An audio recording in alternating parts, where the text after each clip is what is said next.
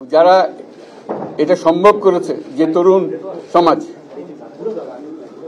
তাদের প্রতি আমি আবার সমস্ত প্রশংসা এবং কৃতজ্ঞতা জানাচ্ছি তাদেরকে। তারা আমার পাশে আছে। এরা এই দেশকে রক্ষা করেছে, এই দেশকে নতুনভাবে পুনর্জন্ম দিয়েছে এবং এই পুনর্জন্মে যে বাংলাদেশ পেলাম, সে বাংলাদেশ যেন অত্যন্ত দ্রুত গতিতে এগিয়ে চলতে পারে, সেটাই হলো আমাদের শপথ। সেটা আমরা রক্ষা করতে চাই, এগিয়ে যেতে চাই। আজকে আবু সাঈদের কথা মনে পড়ছে আমাদের, যে আবু সাঈদের ছবি বাংলাদেশের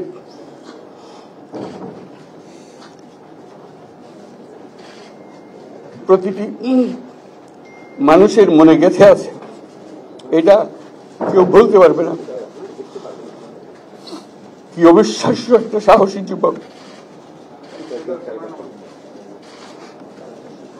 বন্দুকের সামনে দাঁড়িয়ে আছে এবং তারপরে থেকে কোন যুবক, কোন যুবতী আর হার মানে নাই, সামনে গিয়ে আছে এবং বলছি যত গুলি মারো, মারতে পারো, আমরা আছি।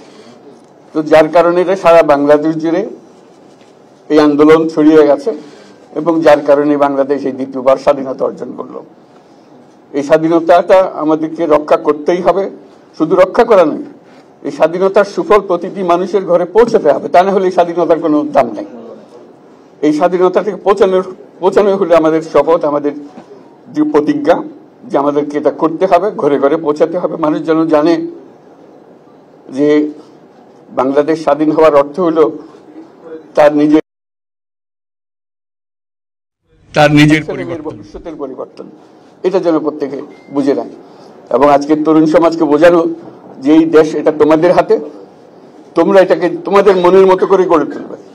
তোমরা যেভাবে স্বাধীন করতে পেরেছো, তোমরা এটাকে তোমাদের মনের মতো করে গড়তেও পারবে এবং তোমাদের দেখে সারা দুনিয়া শিখবে কিভাবে একটা দেশ, একটা তরুণ সমাজ গ্রহণ করতে পারে এবং তাকে পাল্টে ফেলতে পারে। তাদেরকে আমি বারে বারে এমনি উপদেশ দিই যে পুরনোদের বাদ দাও, তাদের এই পুরনো চিন্তা দিয়ে এটার মুক্তি আমাদের হবে না। করি সারা দুনিয়ার মধ্যে এটা হবে না। এটা শুধু বাংলাদেশের কথা না, সারা দুনিয়াকে জুড়ে কথা বলছি। তোমাদের মধ্যে যে শক্তি আছে, যে ক্রিয়েটিভিটি আছে, সৃজনশীলতা আছে, সেই সৃজনশীলতাকেও কাজে লাগাতে হবে। এটা শুধু বই খাতাতে লেখার জিনিস না, এটাকে প্রকাশ করার জিনিস, স্থাপন করার জিনিস, সেটা করা। এটা আমরা এই আজকে আমাদের পুরো কাজটা হলো, দায়িত্বটা হলো তারা যেটা অর্জন করে নিয়ে এসছে, এখন তাদেরকে দিয়ে এটাকে করিয়ে দেওয়া, আমাদের সমস্ত কাঠামোগুলো পরিষ্কার করে দেওয়া। সরকার বলে একটা জিনিস আছে, কিন্তু মানুষের কোনো আস্থা নেই। মানুষ মনে করে সরকার একটা দমন পীড়নের একটা যন্ত্র, যেখানে পায়, যেখানে সুযোগ পায় তারা একটা কষ্ট দেওয়া, তার থেকে নিংড়ে দেওয়া, যে সকল স্তরে। এটা হলো তার থেকে কেমন ভাবে সামাল দিতে হবে তাকে, একটা ভয়ের একটা জিনিস, তাকে সামাল দিয়ে চলা। এটা হলো সরকার। এটা সরকার হতে পারে না। সরকারকে দেখে মানুষের বুক ফুলে উঠবে যে আমাকে সাহায্য করবে, আমাকে রক্ষা করবে, আমার সরকার আমার জন্য দাঁড়াবে। সরকার তার জন্য দাঁড়ায় না কোনো সময়।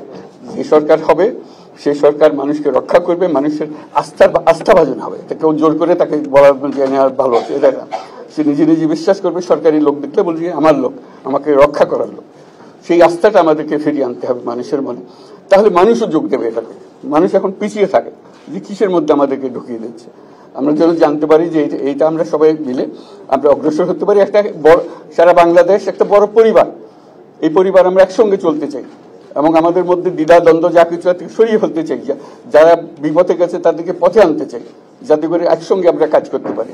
এর মধ্যে আমরা শুনলাম, আসার পথে শুনে আসছি যে এখানে আইন শৃঙ্খলার ব্যাঘাত হচ্ছে, মানুষকে আক্রমণ করছে, ঘরবাড়ি জ্বালিয়ে দিচ্ছে, সম্পদ জ্বালিয়ে নষ্ট করছে, চুরি করছে, দিয়ে যাচ্ছে, অফিস আদালতে আক্রমণ করছে, সংখ্যালঘুদের উপর আক্রমণ করছে, হিন্দু, বৌদ্ধ, খ্রিস্টান, আহমদিয়া সবার উপর আক্রমণ করছে।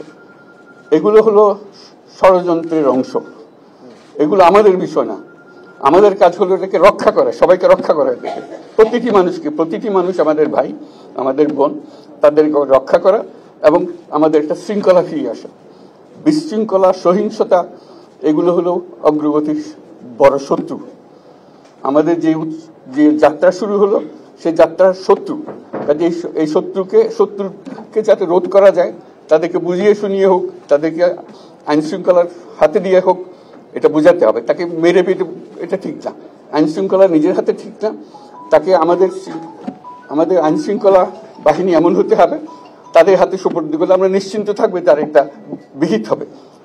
এমনগুলো আমরা হাতে দিয়ে দিলাম, 2টা টাকা দিয়ে আবার ছেড়ে দিল, এটা যেন আবার না হয়। আমাদের সেই আস্থাটা আমাদেরকে আনতে হবে। কাজে আইন শৃঙ্খলাটা এখন আমাদের প্রথম কাজ। এই আইন শৃঙ্খলা ঠিক না হওয়া পর্যন্ত এটা আমরা অগ্রসর করার জন্য পদক্ষেপ নিতে পারবো না। আপনারা আমার উপরে আস্থা রেখে আমাকে জানিয়েছে, ছাত্ররা আমাকে আহ্বান দিয়েছে, সেটাতে আমি সাড়া দিয়েছি। দেশবাসীর কাছে আমার আবেদন, আপনারা যদি আমার উপরে বিশ্বাস রাখেন, আমার উপরে ভরসা রাখেন, তাহলে নিশ্চিত করেন যে দেশে কোনো জায়গায় কারো উপরে হামলা হবে না। এটা আমাদের প্রথম দায়িত্ব। এটা যদি আমি করতে না পারি, এটা আমার কথা যদি না শোনেন আপনারা, তাহলে আমার প্রয়োজন এখানে নাই। আমাকে বিদায় দেন, আমি আমার কাজে থাকি, সেখানে আমি ব্যস্ত থাকি। যদি আমাকে প্রয়োজন মনে করেন, তাহলে আমাকে প্রয়োজন মনে করলে আপনাদেরকে দেখাতে হবে যে আমার কথা আপনারা শোনেন। আমার কথা না শুনলে আমার কোনো প্রয়োজন নাই। আমার প্রথম কথা হলো, আপনারা বিশৃঙ্খলা থেকে দেশকে রক্ষা করেন, আপনারা সহিংসতা থেকে দেশকে রক্ষা করেন, যাতে আমরা যা আমাদের ছাত্ররা আমাদেরকে পথ দেখায়, সেই পথে আমরা এগিয়ে যেতে পারি। এটা একটা খুব সুন্দর দেশ হতে পারে বাংলাদেশ, একটা খুব সুন্দর দেশের সম্ভাবনাময় দেশ। কাজে এই সম্ভাবনাগুলোকে আমরা নষ্ট করে দিয়েছি। এখন আবার সেই বীজতলা আবার তৈরি করতে হবে, আবার আমাদেরকে জেগে উঠতে হবে। তারাই এই বীজতলা তৈরি করবে, তাদের হাত দিয়েই হবে, এবং তাদের দিকে আমরা তাকাবো, এবং আমরা তাদের নির্দেশ মতে আমরা অগ্রসর হব। এখানে সরকারি কর্মকর্তা কর্মচারী যারা আছেন, সেনাবাহিনী, বিমান বাহিনী, নৌবাহিনী প্রধানরা যারা আছেন, তাদের প্রতি অনুরোধ, আমরা একটা পরিবার, এইটার মধ্যে যেন আমাদের গোলযোগ না হয়, আমরা একযোগে একসাথে চলতে পারি, এবং আমরা তড়িৎ গতিতে একটা সুন্দর বাংলাদেশ গড়ার পথে এগিয়ে যেতে পারি। সেটাই আমার কামনা। আপনাদের সবার কাছে আবেদন, আমাদেরকে সেই সুযোগ দেন, আমরা সেই পথে আমরা যেন অগ্রসর হয়ে নিজের প্রশান্তি পাই। পৃথিবীর সবাই আগ্রহ করে তাকিয়ে আছে আমাদের দিকে। এখানে যখন ছাত্ররা রাস্তায় নেমেছে, পৃথিবীর সব জায়গা থেকে অভিনন্দন এসছে, যে তারা অবাক হয়ে গেছে। আমাদের তো গা শিউরে উঠেছে, প্রতিদিন যা হয়েছে অবিশ্বাস্য কাণ্ড। তাদেরও এটা স্পর্শ করেছে, তাদের তরুণরাও জেগে উঠছে আমাদের ছেলে মেয়েদের এই অভিজ্ঞতা থেকে, তাদের এই সংবাদ থেকে তারাও চোখ জেগে উঠেছে আমরা কি করতে পারি। কাজে আমাদের কাজ হবে এগুলো সম্পূর্ণ করা। আমরা আজকের থেকে শুরু করলাম, সেটা আশা করি আমরা দ্রুত গতিতে এগিয়ে যেতে পারবো। সবাইকে ধন্যবাদ।